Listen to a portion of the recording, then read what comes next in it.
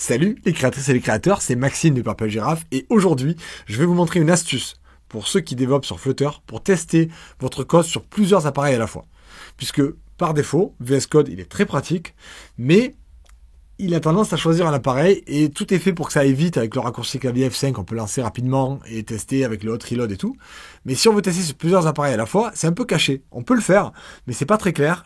D'ailleurs, je l'ai découvert il n'y a pas très longtemps et j'en ai profité pour faire une vidéo que j'ai rajoutée dans le cours. Et aujourd'hui, cette vidéo, je vais vous la montrer. Ça sera un extrait du cours sur Flutter, mais vous aurez la vidéo complète sur comment on fait en sorte d'utiliser plusieurs simulateurs avec le hot reload qui marche partout, avec des logs séparés de chaque simulateur. Contrôler chaque simulateur, c'est super pratique, vous allez voir. Allez, c'est parti, on passe sur la vidéo et on se revoit juste après. Voyons une astuce qui va nous permettre de tester notre application sur deux appareils à la fois. Puisque lorsqu'on développe, il est fréquent qu'on ait peut-être une cible au moins iPhone et Android, peut-être qu'on aura peut-être iPhone et iPad, peut-être plusieurs tailles d'écran. On veut pouvoir tester plein de mobiles différents, mais par défaut, VS Code ne permet que de tester que sur un à la fois.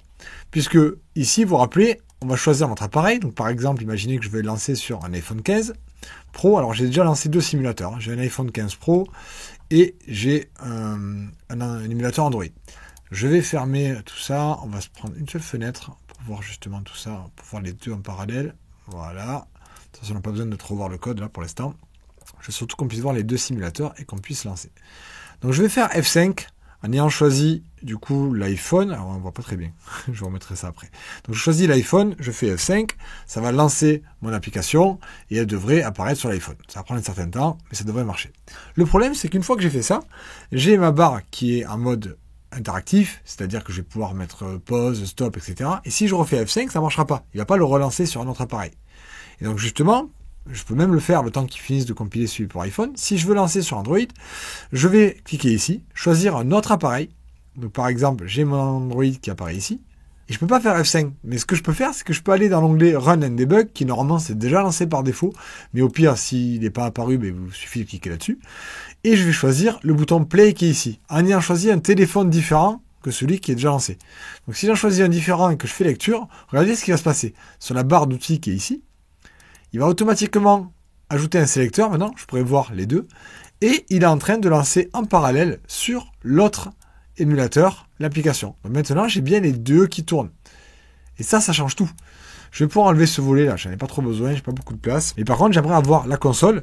Donc je vois la console ici du Pixel 4a. Mais je peux cliquer pour voir la console de l'iPhone. Donc on a les deux qui tournent en parallèle. Les deux sont lancés. Ils sont en train de surveiller. Et on peut voir que ça marche. Que vous allez voir. Je vais aller dans un onglet. Là, je suis en train de développer une fonctionnalité qui est pour Code Duo, un nouveau service de Purple Giraffe qui n'est pas encore tout à fait prête. Mais j'ai l'interface qui permettra aux utilisateurs de s'inscrire pour être invités aux prochaines réunions.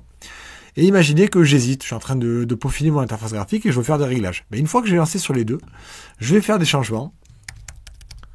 Et une fois que je valide, hop, instantanément, vous voyez que les deux sont en train de surveiller. Donc le hot reload marche partout. Et même si j'en ai plus que deux, ça marchera partout. Et ça, c'est top. Parce que quand on est en train de tester une interface graphique et qu'on veut que ça marche sur plein d'appareils à la fois, mais on peut tous les préparer. Si vous avez deux écrans, vous pouvez les mettre sur un deuxième écran et faire ça comme vous en avez envie.